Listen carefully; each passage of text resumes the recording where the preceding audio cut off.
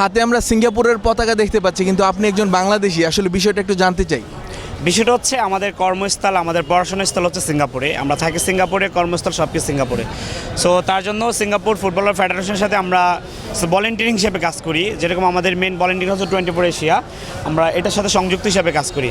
তো ওখানে 2023 সালে বাংলাদেশের যে অনূর্ধ্ব মেয়েরা যখন বাংলাদেশ সিঙ্গাপুরে খেলতে গেছিলো, তখন ক্রাউড অফ কন্ট্রোলে আমরা ছিলাম, যে ভলেন্টিয়ারিং ক্রাউড অফ কন্ট্রোল, যেখানে কোনো গ্যাদারিং যাতে না হয়, যেখানে বাংলাদেশ ফুটবল, ওইখানে কিন্তু সেম এরকম ছিল।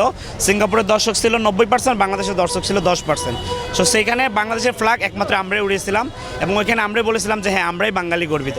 সো আজকে হচ্ছে আমাদের ভিন্নরূপ হচ্ছে আমরা ওইখানে ছিলাম বাংলাদেশি, এখানে আজকে Singapore. Why can not why আজকে কেন আমরা এখানে সিঙ্গাপুরে আসছি? আমাদের সিঙ্গাপুর ফুটবলার ফেডারেশন আমাদেরকে 20 জনকে 20টা টিকিট দিচ্ছে, ভিআইপি টিকিট, যে আমরা বাংলাদেশে ফ্লাই করে আসবো এবং কি তাদেরকে একটু সাপোর্ট দিব, যাতে তাদের মনটা একটু বড় হয়। তারা 11 জন প্লেয়ার মাত্র আসছে এখানে 10,000 বাংলাদেশের কাছে, কিন্তু তাদেরকে একটু অবশ্যই ভয় আছে। সো আমরা আসছি এজন্য যে তাদেরকে একটু সাপোর্ট দেবো, কিন্তু মন থেকে বাংলাদেশ, যেহেতু মাতৃভূমি দেশ সব দিক দিয়েই।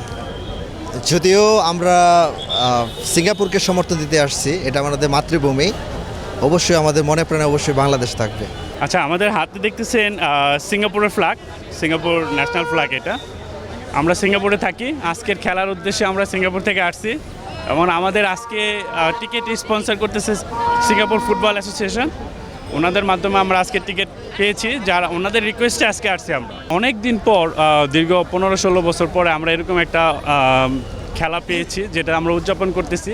তো আমাদের ঈদ হয়তো বা 2-3 দিন আগে চলে গেছে, তো আজকে আরেকটা ঈদের মতো আমাদের মনে হচ্ছে।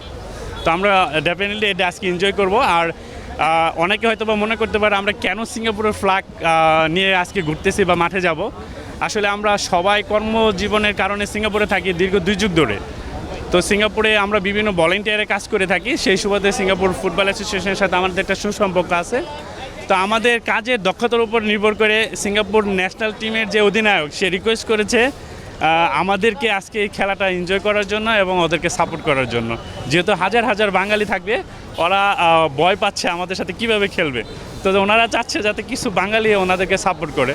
তো আমাদেরকে রিকোয়েস্ট করছে বাংলাদেশে ফ্লাই করে এসে ওনাদেরকে সাপোর্ট করার জন্য, যে কারণে আমার সাথে আরও 20 জন লোক আমরা গ্যালারিতে যাব এবং চেষ্টা করব সিঙ্গাপুর প্লেয়ারদের একটু উৎসাহ দেওয়ার জন্য। এবং পাশাপাশি আমি দোয়া করব যাতে 2টা খেলাই খুব ভালো হয় এবং 2টা টিম খুব ভালো খেলে।